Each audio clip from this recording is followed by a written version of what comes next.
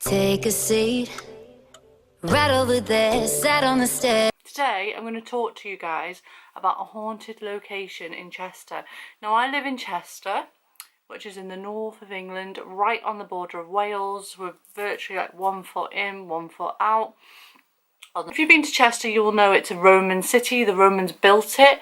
The Romans invaded England and they built like a fortress here where I live. The whole city is walled by these Roman walls that protected, obviously they protected their city, their base camp or whatever it was then.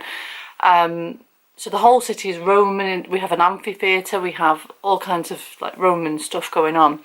That's what we're mostly famous for. The second thing we're most famous for here in Chester is the fact that we have like these things called rows, which is where there is shops on top of shops, and apparently there's nowhere else in the world, I think anyway, that has this phenomenon. So there's like, you'll have your shops in the city centre and then you will have another row of shops on the top, and that goes right round. I think they're dated back to Georgian or Victorian times or something like that. That's probably wrong, so I'll put some information. They're not Roman, that's what I'm trying to say. The first thing we're most famous for is being the second most haunted city in England. Or the UK, I think even. It's definitely England anyway. And we get pipped to the post by York, and I think they only win being most haunted because they're a bigger city. Chester, it is a city, but it's really small. I'm going to talk to you today about the River Dee Bridge disaster, which happened in 1847. Well, May the 24th to be precise. Apparently resulted in 5 fatalities, and it revealed the weakness of cast iron beam bridges reinforced by wrought iron tie bars, and brought criticism to its designer, who was called Robert Stevenson, and he was the son of George Stevenson, if that matters. So this is way back in 1847. They built this bridge, and then there was an accident on May the 24th, 1947. There was a train that was going to Ruabham, which is a place in Wrexham, and it fell through the bridge into the river, the whole train. This accident sadly resulted in 5 fatalities, so 5 people died in this accident.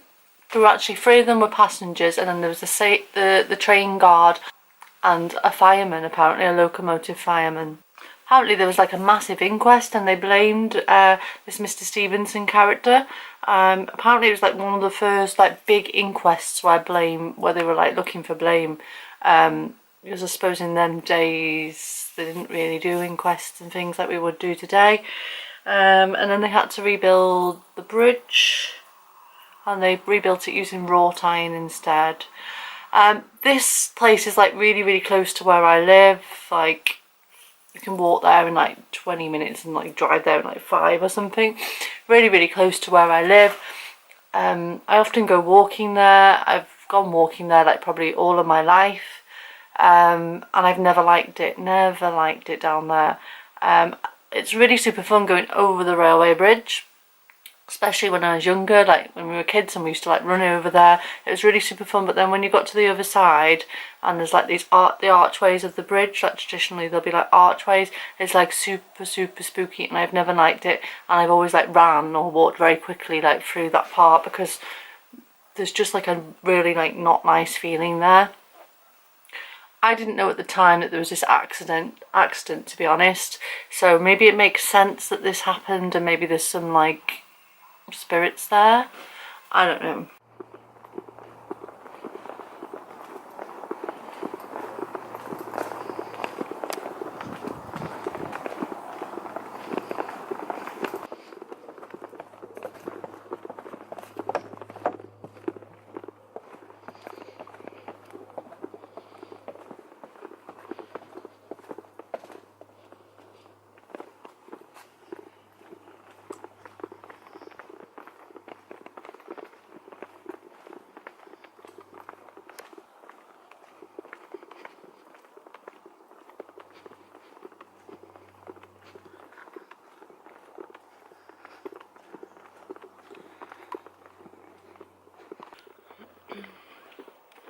There was definitely like a bit of activity on the K2 meter then. We're just at the river. There was more activity up there by the first archway bridge than what there is on the actual bridge. But this is where a train actually crashed and people died in like... Well, I'll tell you the information. Train coming.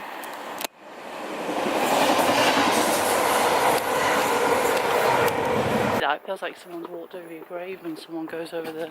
when the train goes over the bridge when you are. Nothing at the moment. There was definitely loads back there and I didn't want to hang around there. You get a real feeling of like impending doom.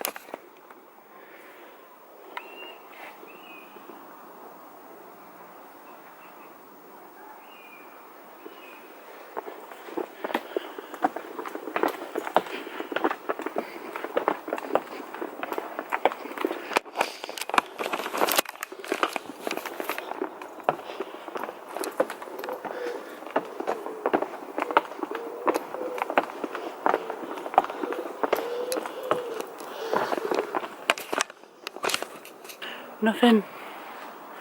So it's definitely there.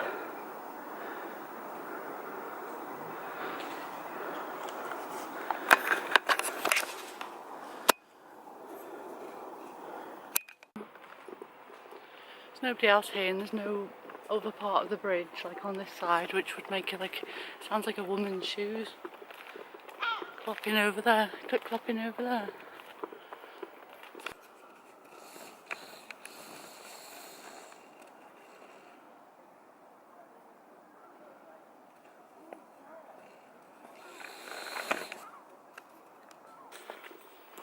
That was really weird because I definitely heard like footsteps going over the bridge, but there was no one else on there at the time I was. But it didn't sound like it was coming from the part of the bridge I was on. It sounded like it was coming from the other side, but there was nothing there. There's just a golf club and there's nobody in the golf club at this time of night. Well, there was no sort of like path that would make that noise, that clip-clopping noise. So that was weird. Uneasy feeling there, I don't like it, I've never liked it there. So that's it. I'm going home now, I'm not hanging around there any longer on my own. So I'll see you later. Bye bye.